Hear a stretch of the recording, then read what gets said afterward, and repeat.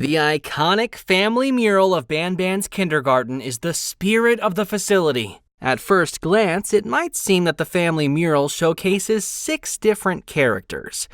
But what if I told you that there are actually 7? A blue creature that looks eerily similar to the red one that it's hidden under. And why this blue creature was never meant to be found and how he was eventually found is exactly what's answered in Garten of Banban Zero and Garten of Banban Anti-Devil. This blue creature is Original Banban, as he is currently named in the game files.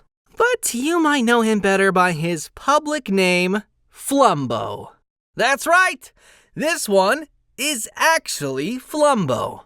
And longtime viewers of the Banban Chronicles might recognize his public name from episode 1.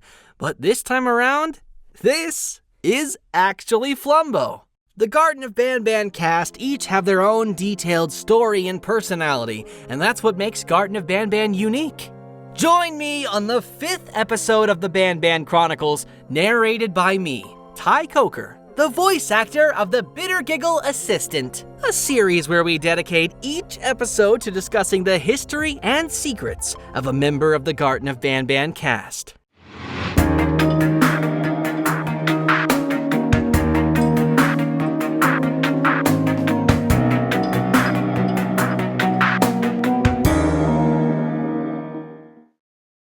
The main storyline of Garten of Banban Anti-Devil revolved around the intense rivalry between Banban and Flumbo. 2 characters that, while physically very similar, differ significantly on scale. But what if I told you that the physical differences between Banban and Flumbo were originally much more significant than what they ended up being? You see, when the Euphoric Brothers were first planning for Flumbo's physical debut in Garten of Banban Anti-Devil, they wanted a character that would serve as the complete opposite of Banban, but yet would be similar enough physically so that people can tell he's a variant of Banban. So to start, it was agreed upon that the character should be a shade of blue, which is what's commonly thought of as the opposite color of red. Then, seeing how similar Banban looked to an anthropomorphic cat, it was decided that the character should be a dog, given that dogs are often thought of as the enemies of cats. And just like that, the first design of Flumbo was created, a blue dog version of the red Banban we know and love. What's on screen right now is seriously what Flumbo was going to look like as saved in the project files, not some interpretation created later based on some loose description. He had the same physique as Banban, as well as his iconic smile and tongue.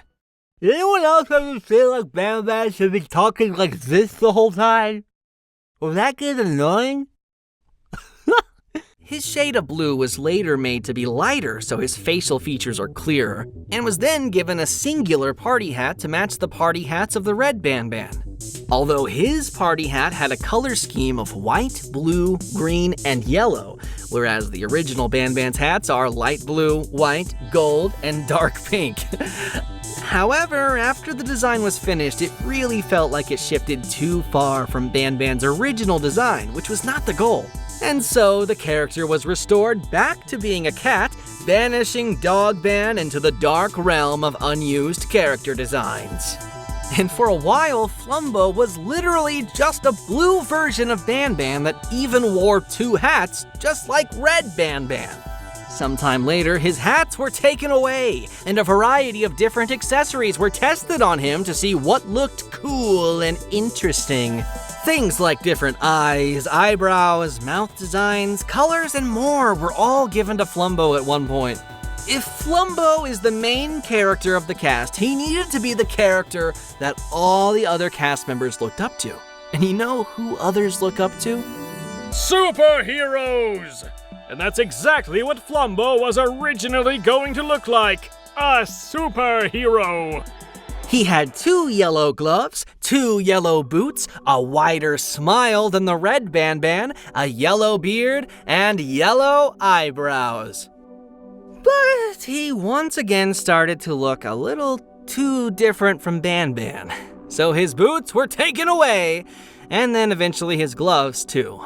leaving Flumbo the way we know him today. Naked. What do you think of these previous designs? Let us know in the comments below which one is your favorite. Dog Ban, Super Flumbo, Regular Flumbo, or one of the designs in between. If there's a fan favorite design, maybe it'll make some kind of comeback in the series. Not you, Dog Ban, you stay down there with Oscar. But what if I told you that's not everything related to Flumbo that was eventually scrapped or ended up unused? Much like all of the other characters, Flumbo too has unused voice lines. And there is one in particular that has a very interesting backstory. And this particular line is Flumbo's laugh. Take a listen. This laugh was intended to play after Flumbo grabs you and jumps off Syringen's balcony with you, because at this particular scene, Flumbo still thinks you're playing hide and seek. As far as he knew, this was all a game. This laugh was taken out so far into development of Garten of Banban Anti-Devil that there's versions of it in every language that dubbing is available in. So English, French, Spanish, Portuguese, Russian, Korean, Japanese, and German. Take a listen.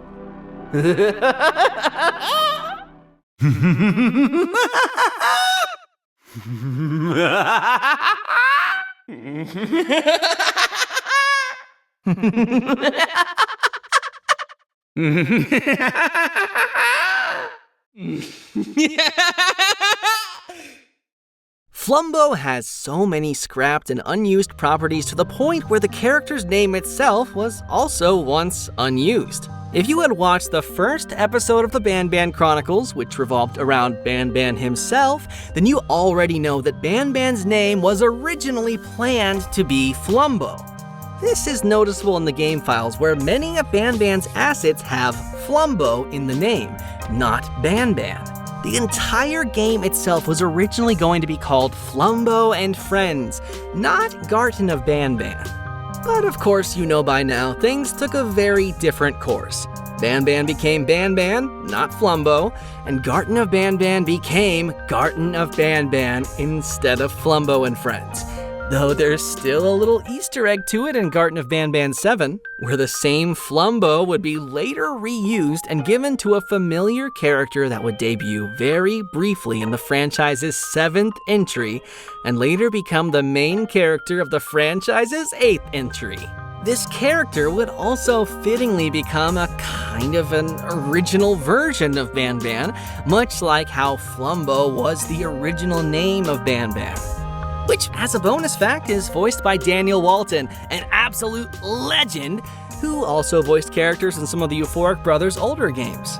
And also, as another fun little fact, there's a 9 a.m. clock icon for the Flumbo clock that never appears in the game. In fact, every clock icon that has ever appeared in the franchise has a 9 a.m. variant that's never used. This is because the clock starts at 10 a.m. and stops at 3 p.m. But what if I told you that these aren't the only things related to Flumbo that were scrapped or unused?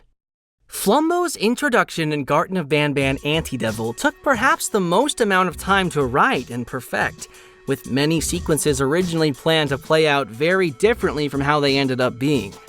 In the many original scripts, as well as the final script, the plot is relatively the same up until the point where you open Flumbo's closet for the very first time. Although the prison sequence was a lot crazier originally, but that we'll discuss in future episodes of Banban Chronicles. In the final version of the script, you approach the closet as normal, only to find Banban already there right before he was going to open it to let Flumbo out. Banban then greets you and explains afterwards that he was sent there to bring someone that was in the closet. However, as soon as he opens the closet slightly, Flumbo would sprint out and run away from both you and Banban. He tells you to follow him into the Garten of Banban 0 area, where he tells you that the person he's looking for thinks he's still playing hide and seek, and that he must be somewhere in the area. You then play a short game with Banban where you try to find Flumbo in the Garten of Banban 0 area, which Flumbo eventually loses when you both catch him. You'd then all board the train together like the final script, but the events that happen inside were also changed. Instead of being shocked that Syringin wants to hunt you down, Banban was originally meant to already know that. And that on the train, he'd call Syringin via a walkie-talkie, telling him he's got Flumbo, but not the human.